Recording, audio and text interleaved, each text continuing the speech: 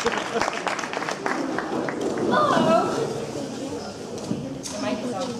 mic on? Your mic is on. Sure? Yeah.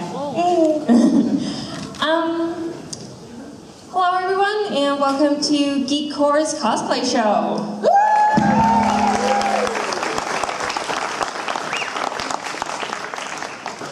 We have a total of, 16 people? I think. 16 people. A lot of people with big pointy things, which I like. They're gorgeous. And they will be doing a lovely catwalk for us up here on stage. But first, and foremost, we have some judges.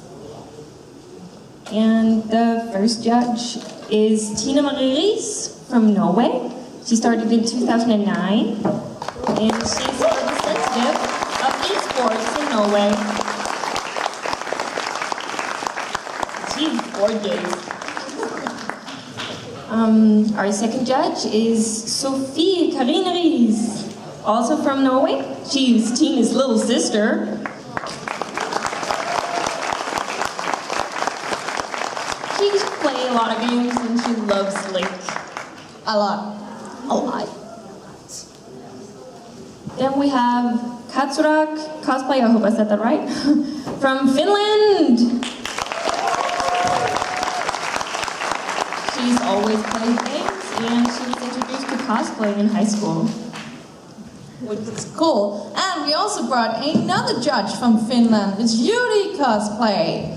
And she is Katsurak's great friend. And they do a lot of cosplays together, as we can see here. They both do a lot of games. And she also plays a lot of games. And then closing off our ball of judges, we have Super Cosplay from the United Kingdom. She has been cosplaying for 6 years. At 2013, she won the second place overall at the ECG competition, and she now studies women's fashion at London College of Fashion.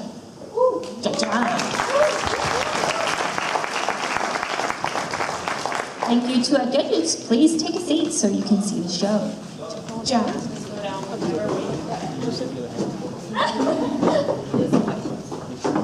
Always the special one, huh? And Timo follows, as always. It's fine. We also have prizes, because we have judges. Judges' prizes. They have to do something, right? Yeah. We have the Best Craft prize, which is given to the one cosplayer with the overall best craft. Funny. This means everything that is not sewn. Then we have the best prop, which is everything that's not on your body. That can be whatever is not on your body. It can be your bag. Or your pointy thing. Or your pointy things. Your pointy thing. We also have a prize for best tailoring. It is the one contestant in our gorgeous lineup who just did a bang-out job with their sewing skills. And then we also have a prize for the best look-alike. Which one of our contestants actually managed to bring out the true character in the flesh? Then we have a bit of a new prize in the Danish scene. We made it, we called it the showstopper. It is given to the one cosplayer that sort of steals the show, sort of stops everybody, makes you hold your breath, and you're like, wow. That's the one. Yeah. And then the judges also had the chance to give out a favorite prize if they found somebody along all of our contestants that they really, really thought just needed a special extra kind of high five. What is a prize? So that's a personal prize. Personal prize that the judges picked out specially. Yeah. And that was that for the introduction, so we will start.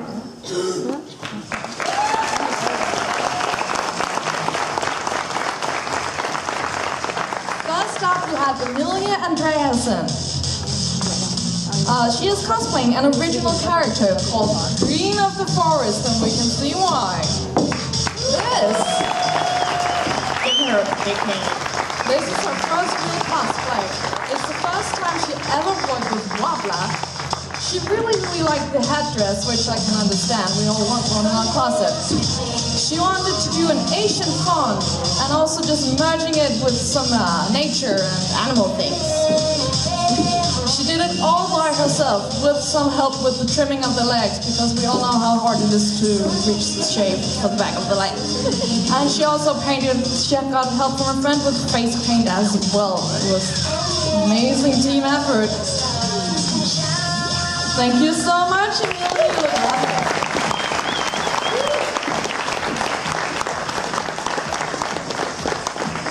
Next one up is Christine Mjøvald. She's cosplaying from Cats, the musical, and her character is called Elektra. This is her own design. She made a mismatch of several different productions. She commissioned the wig from her good friend Daniela, and her bodysuit was made by her friend Belle. And she hand-sewed all the fur on, she drew all the little scribbly things, and she did the face paint herself. Thank you. Next up, we have Mona Winter as Princess Serenity from Sailor Moon. Under her dress, to keep all the beloved pearls up, she has a corsage sewn into it. It has then been covered with 3 layers of chiffon. All the beading you see is hand embroidered on it, and every single bead has been picked out especially for this design. And she also used mountain crystals in order to capture a very moony look. Thank you, Mona. Number 4 is Fanny Bristol in her Mass Effect 2 cosplay as Tali Zora.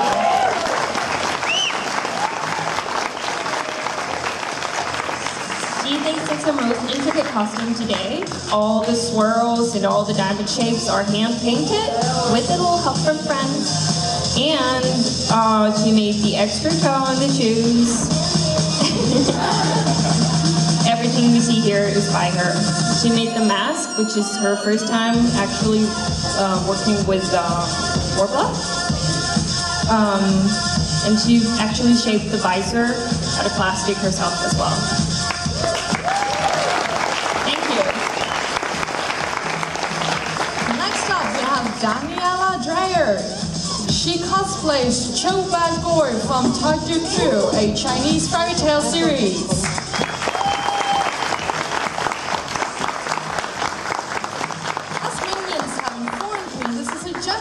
Version, so we have a male character translated into a female lovely form. She's most proud of it all, of course, but she really loves the armor and the helmet, which has all been made out of foam. She had a little help with the foam process from Fabian Kjær Thompson, who made a little nifty device that cuts things. And Sophie Gwendolyn Middlebrook helped cut the fur for the helmet.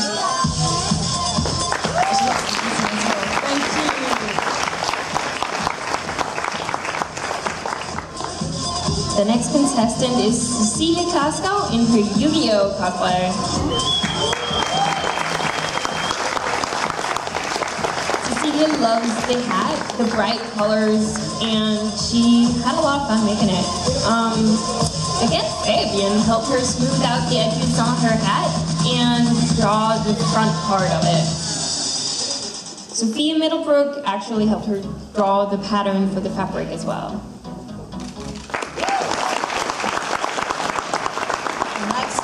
Vanessa Levinson. She is from Batman, Poison Ivy in a personalized design. She's very proud of the warbler leaves that you can see adorning her corset. You can also, if you want to see more of this costume, in Deco's Volume 10, she was featured in a photo shoot. She came up with the costume just piecing together different designs of Poison Ivy, which we know are a lot, just to flutter her own body and just make everything look super sexual. She made everything herself, the painting, the leaves, the very itchy looking underpants, everything made by herself. Oh, but you look gorgeous, though. Thank you so much, Vanessa.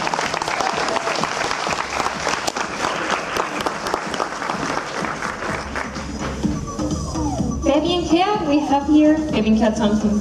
Get the whole name right.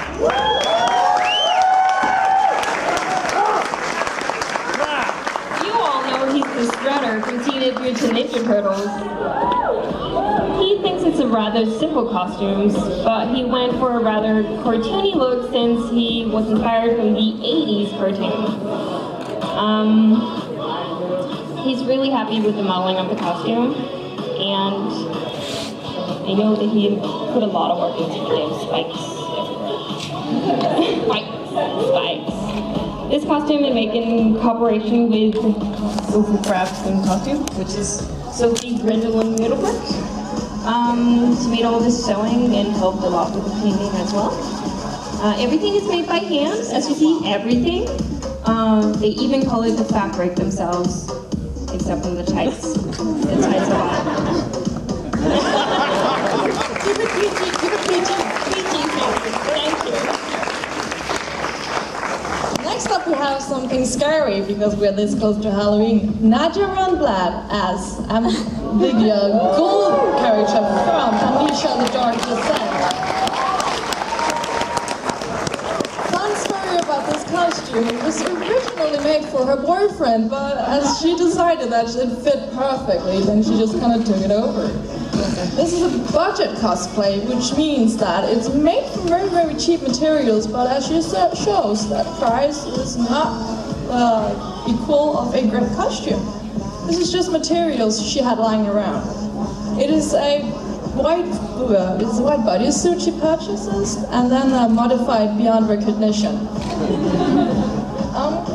Yeah, it's everything otherwise is made by herself. And she did get some help just getting in the costume from her boyfriend, but yeah. Really very scary, thank you.